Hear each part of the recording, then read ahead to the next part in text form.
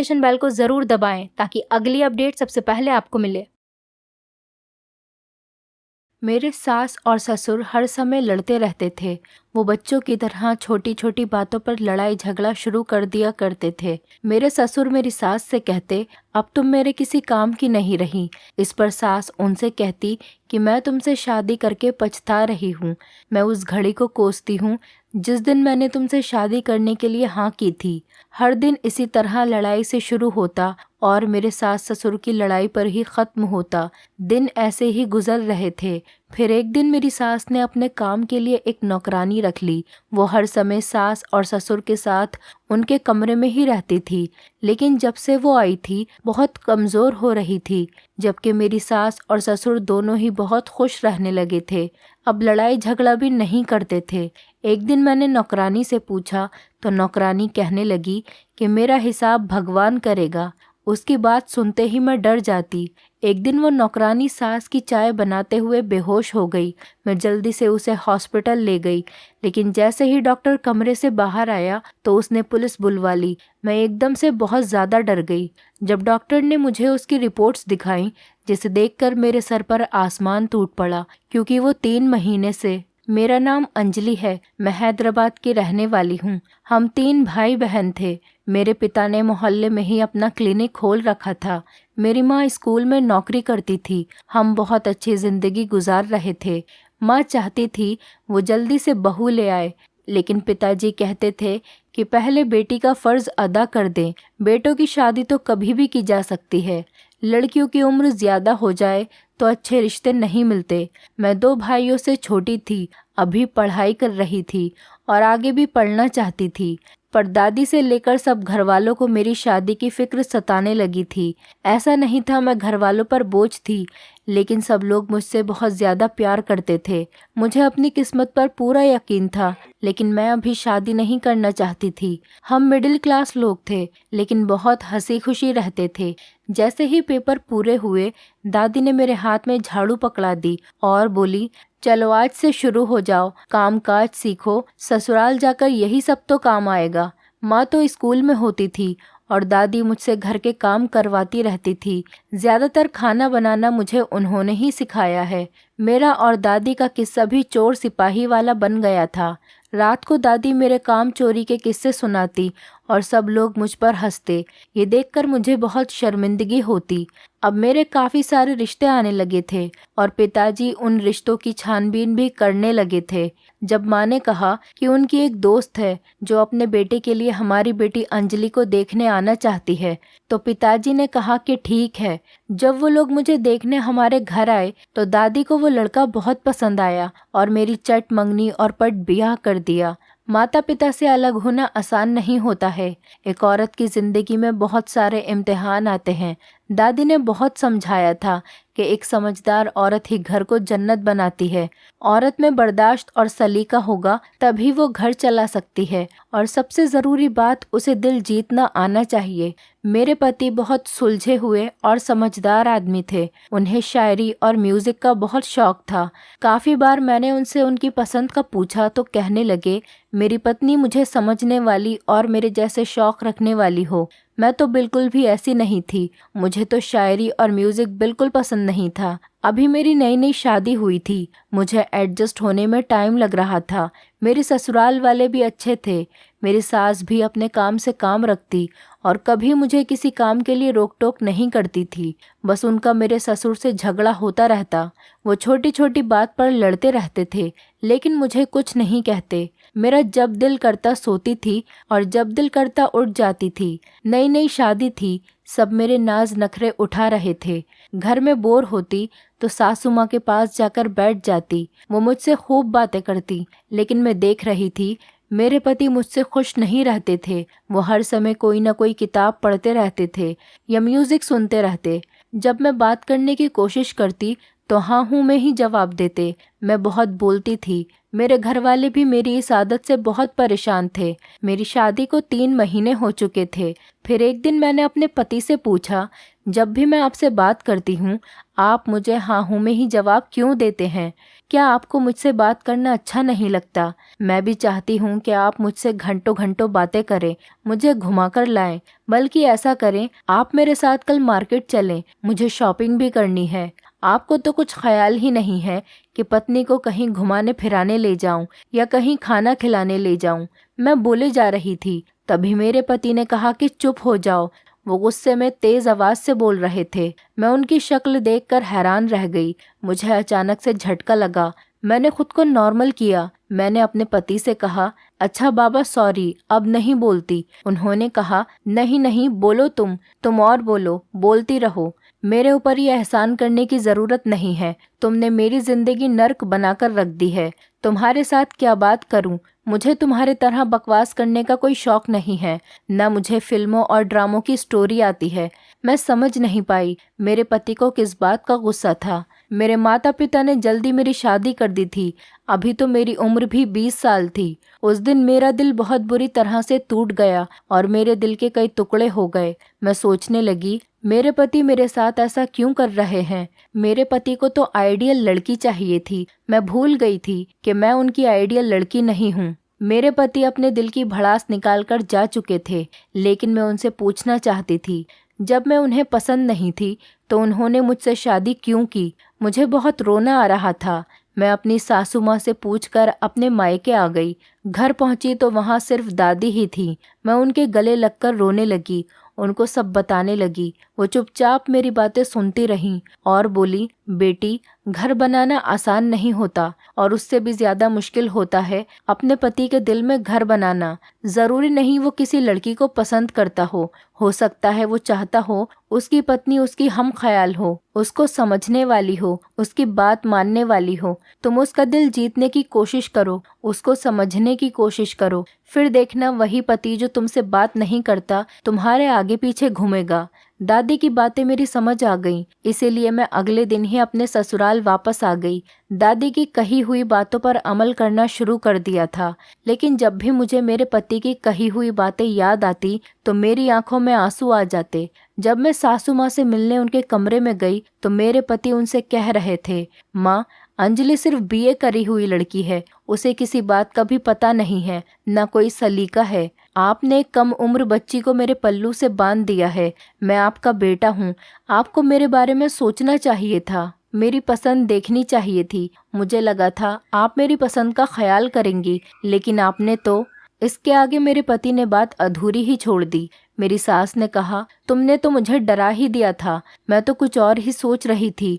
असल में बेटे, अंजलि की माँ का मुझ पर एक एहसान है और मैं वो एहसान कभी नहीं उतार सकती थी। और अगर अंजलि कम पढ़ी लिखी है तो क्या हुआ, तुम उसे पढ़ा लो, उसे समय दो, उसे समझाओ। अभी वो कम उम्र है, तुम जैसा चाहोगे वो वैसे ढल जाएगी। और वैसे भी बराबर की पढ़ाइयों से घर नहीं बनते। घर बनाने के लिए औरत में समझदारी, सब रिश्तों को निभाना, बड़ों का आदर करना आना चाहिए। तुम उसकी बुराइयों को छोड़कर उसकी अच्छाई को देखो, उसे प्यार से देखो। मेरे पति सर झुकाए बैठे थे और मेरी नज़र में मेरी सास का मर्तबा बहुत बढ़ गया था। मेरी माँ भी यही कहती थी, बेटी, तेरी सास बहुत अच्छी औरत है, वो तुम्हारे साथ कुछ गलत नहीं होने देगी। उसके साथ खुद बहुत गलत हुआ है, वो एक टूटी हुई औरत है। तुम उसे जितना प्यार दोगी वो तुम्हें उससे ज्यादा प्यार देगी। पता नहीं मेरी माँ का क्या एहसान था जो मेरी सासू माँ मेरे पति को बता रही थी। माँ ने तो कभी बताया नहीं। खैर, मेरे पति का बर्ताव उस दिन से बदल गया था। एक दिन वो मुझे कॉलेज ले गए और मेरा एडमिशन कराया। वो अब अपनी बातों पर शर्मिंदा भी थे और मैं नखरे दिखा रही थी, मगर मैं उनका सब काम खुद करती, जैसे दादी ने समझाया था। मैं दादी की बातों पर अमल करती और देखते ही देखते मेरे पति मेरे करीब होने लगे थे। मैं उनको हर बात याद दिलाती तो वो माफ़ी मांगते रह जाते। मैं समझ गई थी मेरे पति बहुत अच्छे हैं, बस मिजाज के थोड़े से गर्म हैं। मेरी एक नंद और देवर भी था। नंद की शादी हो गई थी, वो भी अच्छे थे, लेकिन गुस्से की तेज थी, जिसकी वजह से आए दिन उसकी अपने पति से लड़ाई होती रहती थी। मेरी नंद का पति बिल्कुल अच्छा नहीं था। जी हालत उसके चेहरे पर दिखती थी। उनकी मोहब्बत की शादी थी, मगर अब बात तलाक तक आ चुकी थी। मेरी शादी को 1 साल हो गया था। कई बार मेरी नंद का पति हमारे घर आया। उसका मुझे घूर घूर कर देखना मुझे बिल्कुल भी अच्छा नहीं लगता था। औरत मर्द की नज़र पहचान जाती है। मैं कॉलेज से आकर अपने कमरे में चली जाती। मैं खूब मेहनत कर रही थी। मेरा पति मुझे खुद पढ़ा रहा था। मुझे अपनी जिंदगी एक सपने जैसी लग रही थी। उन्हीं दिनों मेरे पति के दोस्त की शादी थी। वो अकेले ही शादी में गए थे। अचानक मुझे एक अनजान नंबर से कॉल आई। उसने कहा, अंजलि, मैं तुम्हें बहुत पसंद करता हूँ। मैं जानता हूँ तुम अपने पति से परेशान हो। अगर तुम चाहो तो हम यहाँ से भाग जाते हैं। मैं तुम्हारे जवाब का इंतज़ार करूँगा। ये कहकर उसने फ़ोन काट दिया। ये सुनकर मेरी हालत ख़राब हो गई। मैं तो मेरे पति के साथ बहुत खुश थी। मायके भी कम जाया करती थी। अब तो मेरे मोबाइल पर रोज़ ऐसे ही कॉल आने लग गए थे। मैं घबरा गई थी और मुझे अपने पति को बताते हुए भी डर लग रहा था। मैंने तो अपना नंबर कॉलेज में भी किसी को नहीं दिया था।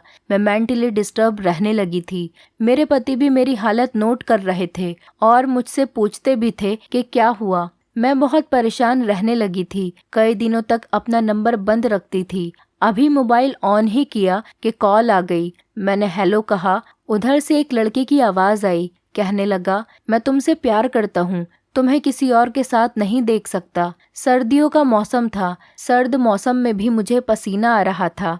मैंने उससे कहा कि मैं शादीशुदा हूँ और बहुत खुश हूँ। भगवान के लिए मेरा पीछा छोड़ दो। ये कहकर मैंने फ़ोन काट दिया। मैं नहीं जानती थी कि मेरे पति ने मेरी सारी बातें सुन ली थीं। उस दिन से उनके बर्ताव में बदलाव आ गया था। मेरे एमए के पेपर होने वाले थे। मेरे पति ने कहा, कोई ज़रूरत नहीं है कॉलेज जाकर दिल बहलाने की। घर में बैठो और घर संभालो। लेकिन मैं बहस करने लगी। मैंने उनसे कहा कि मैंने बहुत मेहनत की है। आप तो खुद ही मुझे पढ़ाना चाहते थे। आप चाहते थे कि मैं आगे पढ़ूं। लेकिन वो पहले की तरह मुझ पर गुस्सा करने लगे और मैं जान गई कि मोहब्बत मेरे नसीब में नहीं है। नंद भी हमारे घर आई हुई थी। वो मुझसे नाराज ही रहती थी और कहती, सारे फसाद की जड़ तुम हो। वो सबकी लाडली थी, इसीलिए मैं उसे कोई जवाब नहीं देती थी। फ़ोन हमेशा के लिए मैंने बंद कर दिया था।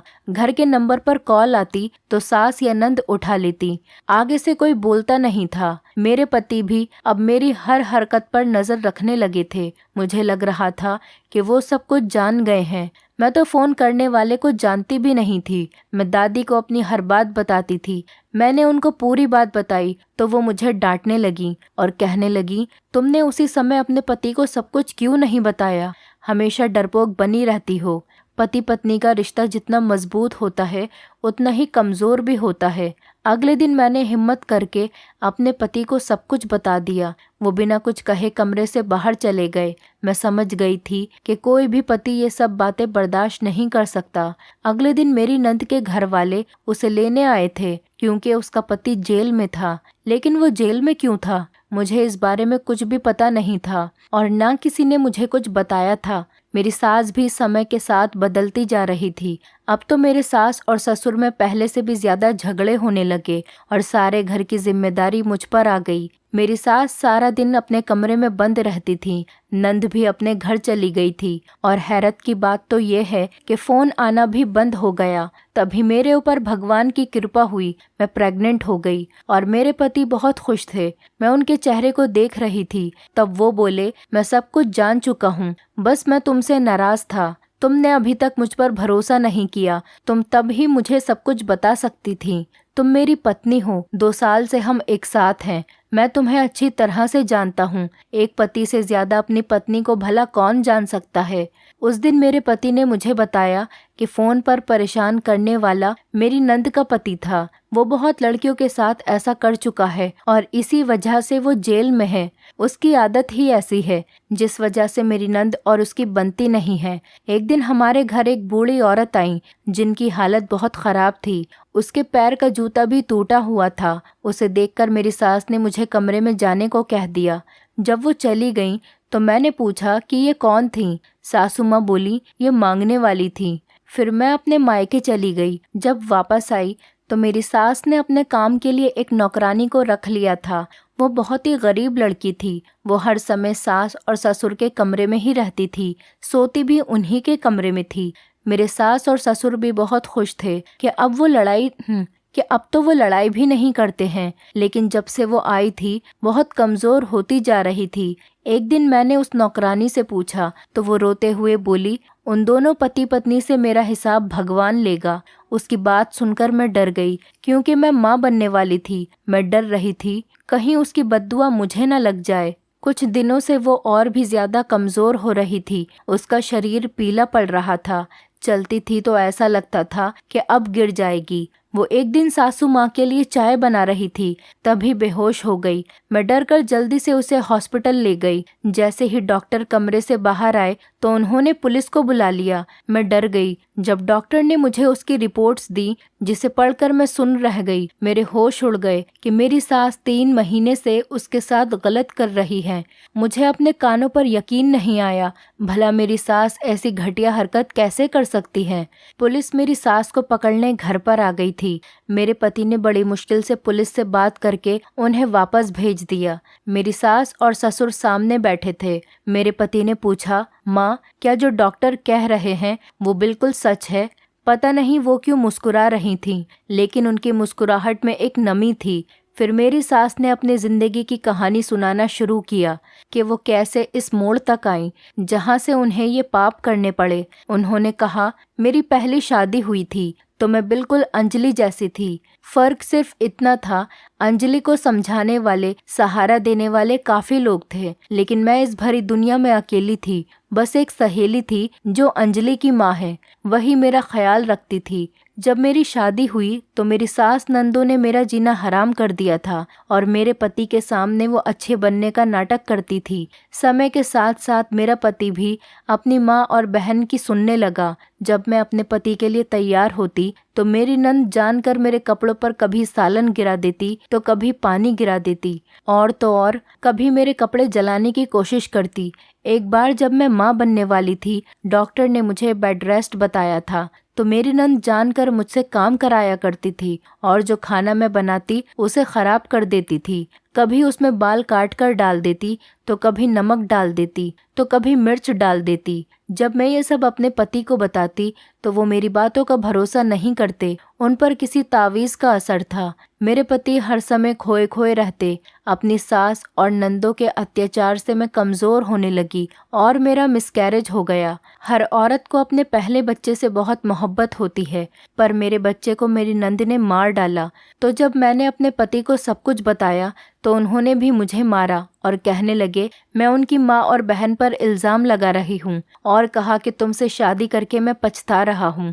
मुझे देखने सुनने वाला कोई नहीं था। जब ये सब हो रहा था तो मेरी नंद सामने खड़ी हंस रही थी। कभी कभी तो वो मुझे जहनी मरीज लगती थी। मैं घर छोड़कर जाती भी तो कहाँ जाती, मेरा इस दुनिया में कोई नहीं था। कुछ साल ऐसे ही गुजर गए। एक दिन मेरी सास और नंद ने मुझे स्टोर रूम में बंद कर दिया और वहाँ एक लड़के को भेज दिया। इसी समय मेरा पति घर आ गया। मैं दोबारा माँ बनने वाली थी। मेरे पति ने मेरे बच्चे को नाजायज कहकर मुझे घर से धक्के देकर निकाल दिया। मुझे मेरी सहेली यानी अंजलि की माँ ने मुझे अपने घर में जगा दी। उसने दिन रात अपनी ससुराल वालों के ताने सुने, पर मुझे कभी महसूस नहीं होने दिया। मेरा पूरा साथ दिया। मेरे यहाँ बेटा पैदा हुआ जो कि तुम हो। मेरी सास ने मेरे पति की तरफ इशारा किया, तब वो मुझे लेने आया। उसने मुझसे माफ़ी मांगी। उसे सारी सच्चाई पता चल गई थी। मेरी नंद किसी लड़के के साथ भाग गई थी। मेरा पति रो रो कर मुझसे माफ़ी मांग रहा था, तो मैंने भी अपने बेटे की खातिर उसे माफ़ कर दिया। कुछ दिनों बाद मेरे पति ने अपनी बहन के सदमे में आकर खुदकुशी कर ली। इस गम में मेरी सास भी चल बसी। वो भी इस दुनिया में नहीं रही। मैं एक बार फिर से अकेली रह गई। कुछ समय बाद मैंने बेटे की खातिर दूसरी शादी कर ली थी, लेकिन मैं पहले जैसी नहीं रही। मैं अंदर से मुर्दा हो गई थी। मेरा दूसरा पति मेरा बहुत ख्याल रखता था। समय बीतता गया और मेरे 3 बच्चे हो गए, और फिर समय के साथ सब जवान हो गए। कुछ महीने पहले एक औरत हमारे घर पर आई थी। वो मेरी नंद थी जो घर से भाग गई थी। उसने हाथ जोड़कर मेरे सामने मुझसे माफ़ी मांगी और कहा कि मैं उसकी बेटी को अपने घर में पनाह दे दूं। उसने जिसके साथ भागकर शादी की थी वो एक जुआरी और नशेड़ी था। उसकी बेटी जवान होने वाली थी, इसीलिए उसे अपने पति से खतरा था कि उसका पति उसकी बेटी को बेच देगा। उसने मुझे मेरे पहले पति का वास्ता दिया, इसलिए मैंने उसे नौकरानी बनाकर रख लिया। और जिसे तुम नौकरानी समझ रहे थे वो तुम्हारी उस बुआ की बेटी थी जिसने मुझे आधा पागल बना दिया था।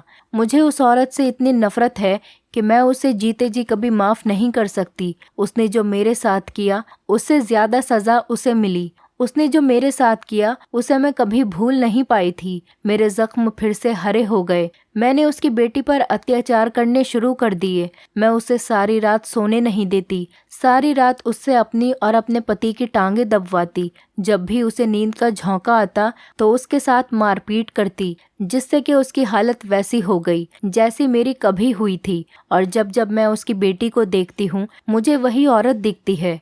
अब उसकी माँ मुझसे माफी मांगने आती है। कुछ दिन पहले उसके पति ने उसे मार दिया और खुद जेल चला गया। मेरी सास सिसकियों के साथ रो रही थी। हम सबकी आंखें नम थीं। उनके साथ जो अतीत में हुआ वो गलत था, मगर अब जो वो उस लड़की के साथ कर रही थी वो भी गलत था। वो उनके घर की इज्जत थी। वो मेरी सास के पैर पकड़कर बैठी थी और कह रही थी, आंटी, जो कुछ आपके साथ हुआ उसमें मेरा क्या कसूर था? आप भी वही सब कर रही हैं जो मेरी माँ ने आपके साथ किया। आप सिर्फ एक बार मुझे और मेरी माँ को माफ कर दें, मैं सारी जिंदगी आपकी नौकरानी बनकर रहूंगी। मेरी सास ने उसे देखा भी नहीं और अपने कमरे में चली गई। मेरे पति ने उसके सर पर हाथ रखा और मुझसे कहा, इसे कमरे में ले जाओ। अक्सर बड़ों की गलतियों की सजा हमेशा छोटों को ही मिलती है। सारी रात वो लड़की सिसकियों के साथ रोती रही। मेरी डिलीवरी के दिन करीब आ रहे थे। घर का माहौल बहुत उदास था, लेकिन जब हमारे घर में बेटा पैदा हुआ तो खुशियां ही खुशियां आ गईं। मेरी सास अपने पोते को चूमने लगी। उन्होंने अपने पोते का नाम करण रखा था और मुझसे कहा, आज तुम्हारा जो दिल चाहे मुझसे मांग लो।